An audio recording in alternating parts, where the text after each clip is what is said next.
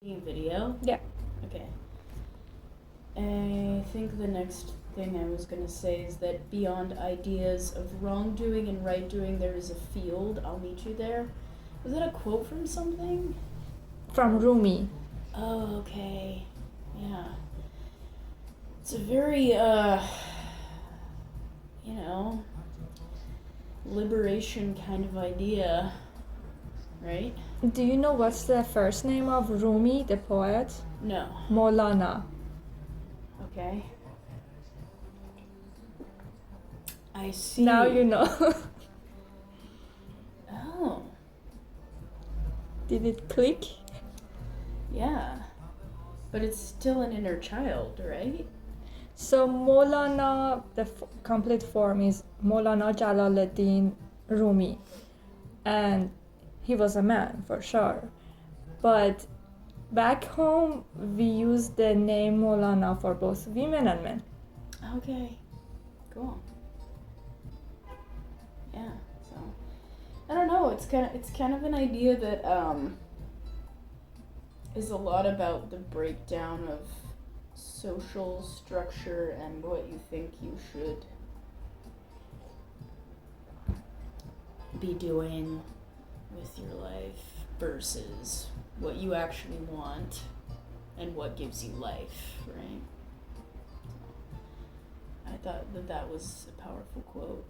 That's a very powerful quote, and Angelina Jolie had a tattoo of this quote on her arm. Angelina Jolie? Yes. Oh God. Are you an Angelina Jolie fan? I'm not, but I might get that tattoo as well one day. Yeah, do it. I'm sure you'd rock it better than Angelina Jolie. No offense. She's great. But that means she loved this quote too. Yeah. I think kind of like what you were saying about having compassion for all of the characters that you wrote and understanding that they're on their journeys just like everyone is, and that like there's a lot of in-betweenness. There's no real, I mean sometimes, but probably not a lot of real certainty for anyone. And it's like, why do we pretend like that exists? Why do we pretend like that's how we live our lives? Knowing anything? Like we don't, right? Mm-hmm. So, yeah, definitely something that I've been thinking about, or I guess realizing,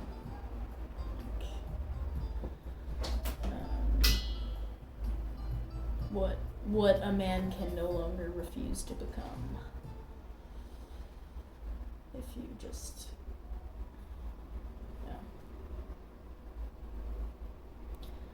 I think the song's over. Did you like the song? Yeah. I mean, it's a little corny, but Let's find it in the book. It was somewhere. And the chapter, the city remembers. No. Can you help me finding it? Yeah. I thought it would be fun to have a piece of song from a foreign singer in an English book.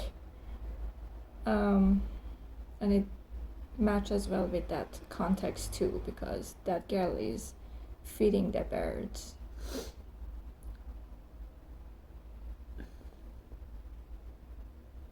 It should be in the chapter The City Remembers. Here.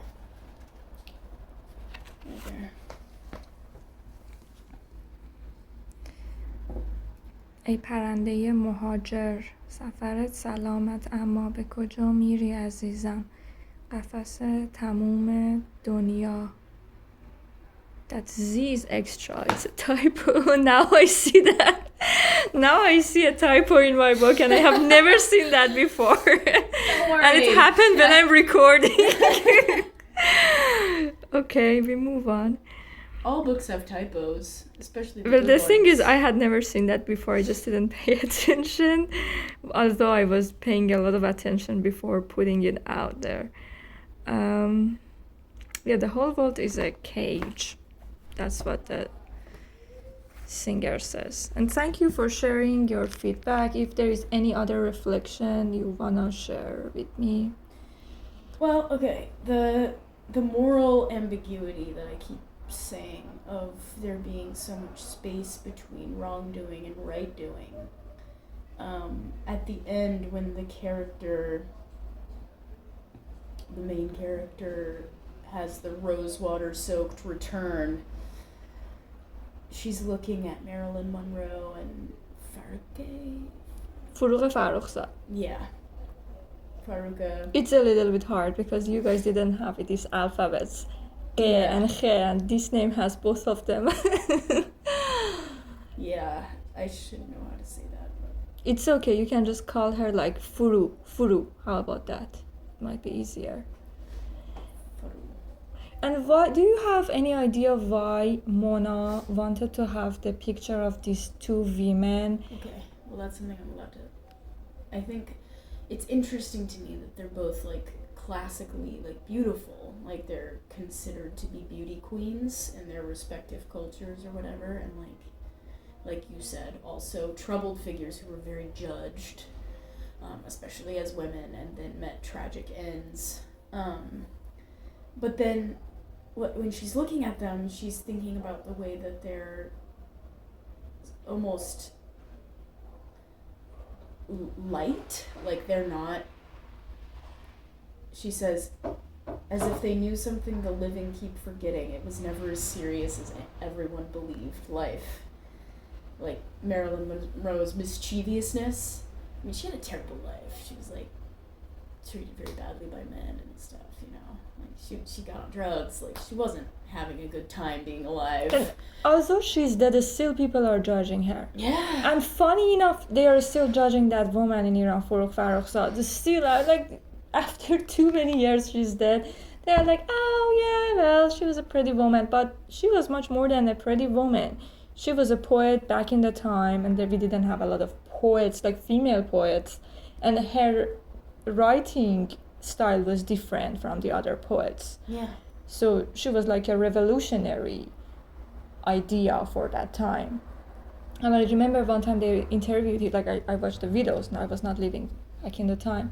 And she says, oh, well, if that word doesn't match a poet, I would put it there anyways, because I have my own style. And that's maybe, you may want to continue. Come back to the question. Why Mona chose these women?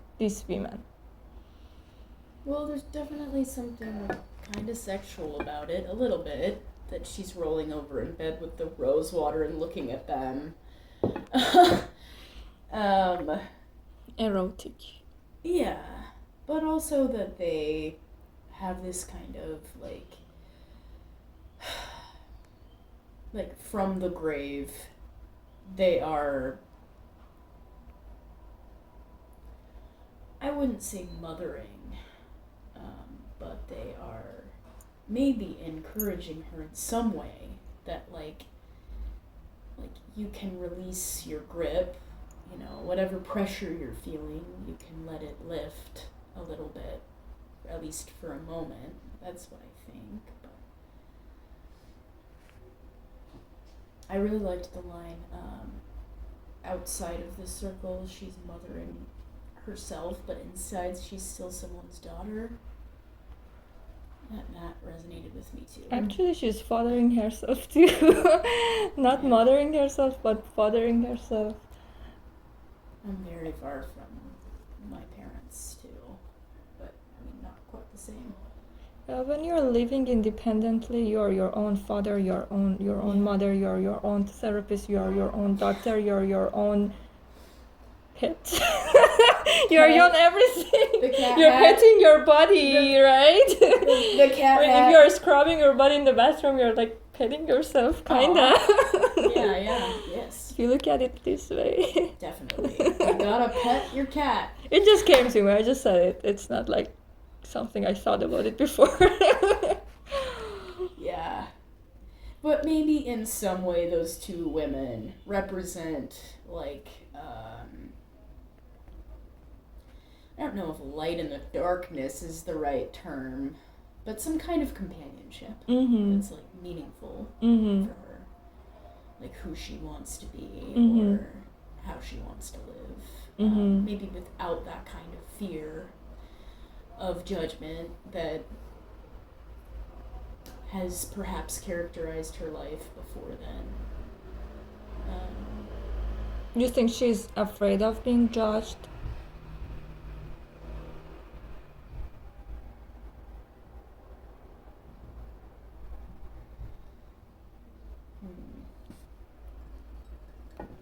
Maybe not. I think she's just like having to let go of a lot of ideas about who she was, or like the alternative timeline version of herself where she thought, you know, if I had stayed, she sees a reflection, this is who I would have continued to become. But then Well, the narrator doesn't explain that much, so maybe we do not have an answer for that question. Yeah. But maybe we can think about the circle. Do you think that little society, those women in that circle, were a little bit judgmental according to the conversations they have, like the whispers? Did you find them a little bit judgmental?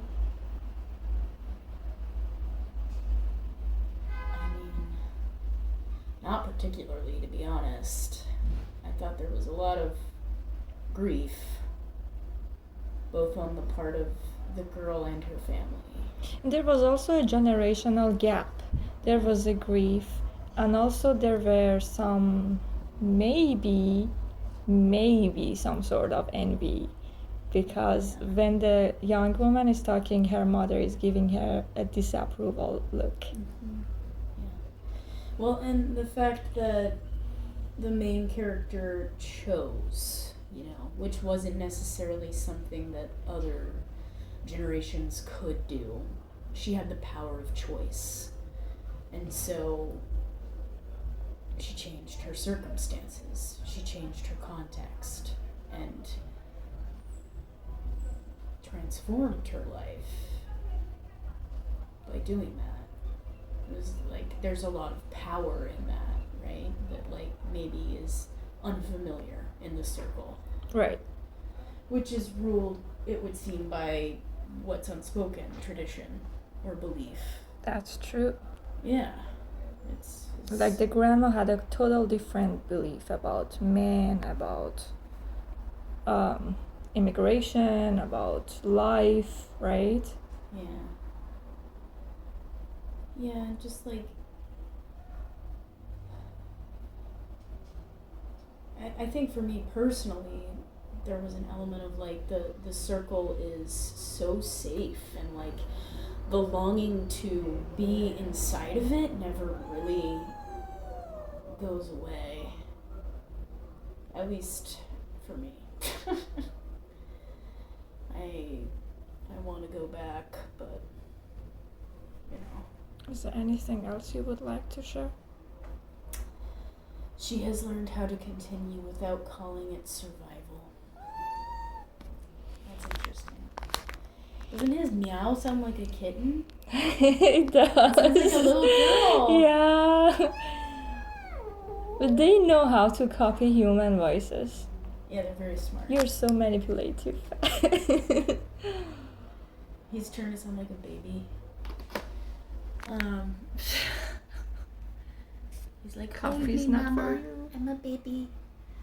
No, you're not. No, you're not. You're a tiger. You can't fool me. Ali is looking for some pizza, but you can't eat it. I'm not allowed to give it to you. No, it's okay. Back to my audience. She's learned how to continue without calling it survival. Yeah. Oh boy. I don't know. When do we get to stop being in survival mode? That's a good question. I don't know if that exists here. No, Bob. Maybe for the very rich. you think we need to be financially rich for that? Maybe he'll eat it. I don't know. I've never seen him do It's that. in my hand. You can go ahead. You can go ahead. Maybe he'll be okay. Okay, now I just have never allowed. done it before. He'll be fine.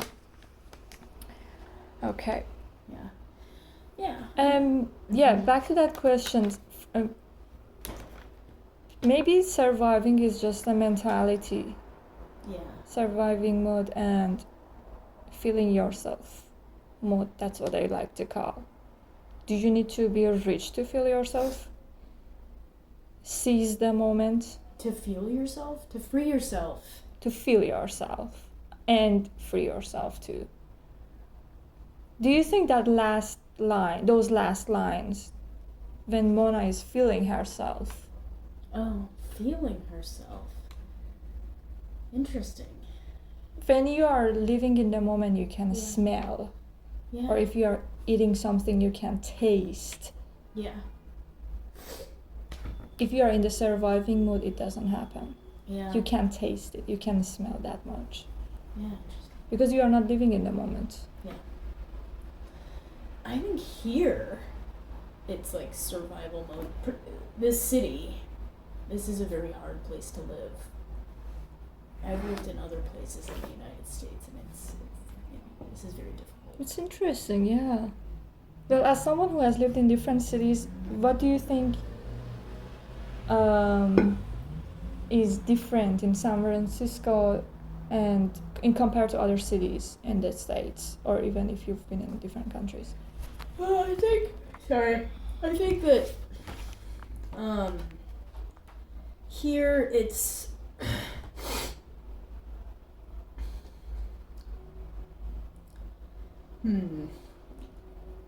There are different signatures of the city in the book too.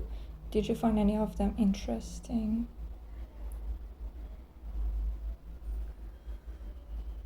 Yeah, the way that you described being on the bus and the Metallica concert that no one asked for. And then the strange moment with the genderqueer person where she's like kind of incapable of recognizing her own desire. Where she's like, what was that? Oh, never mind. And she just kind of... The chemistry disappeared in the air. Yeah. But, I mean... Yeah. And then, like, even, like, the phone call with her mom in the cafe. And then, no Bob. Ah!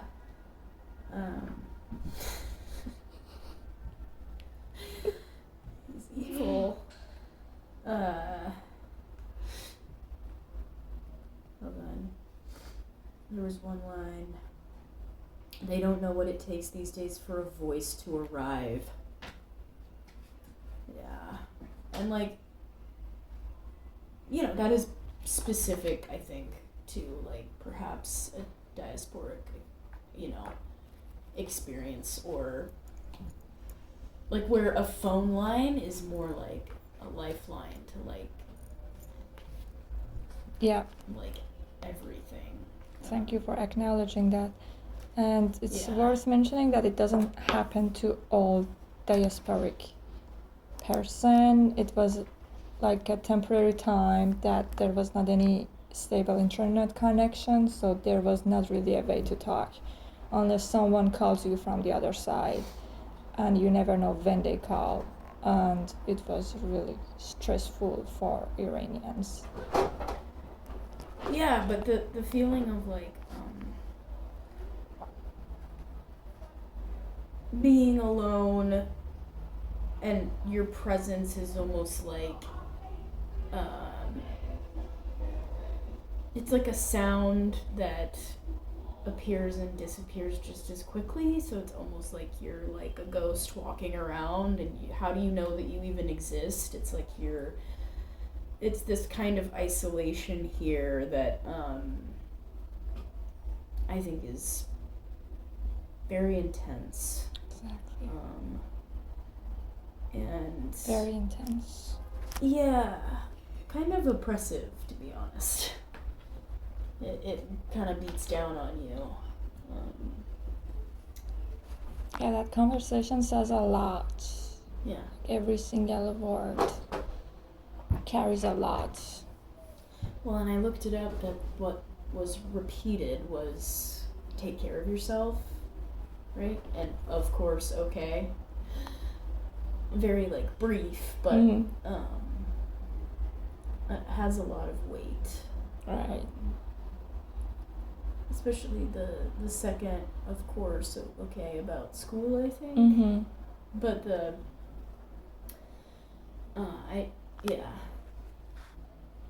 it almost felt a little impersonal, the dialogue. Like it wasn't like, oh, I love you, oh, you know, it wasn't like really intimate feeling. Right. But, yeah. So, anyway, that's kind of a side note, but I thought that you did capture something about San Francisco.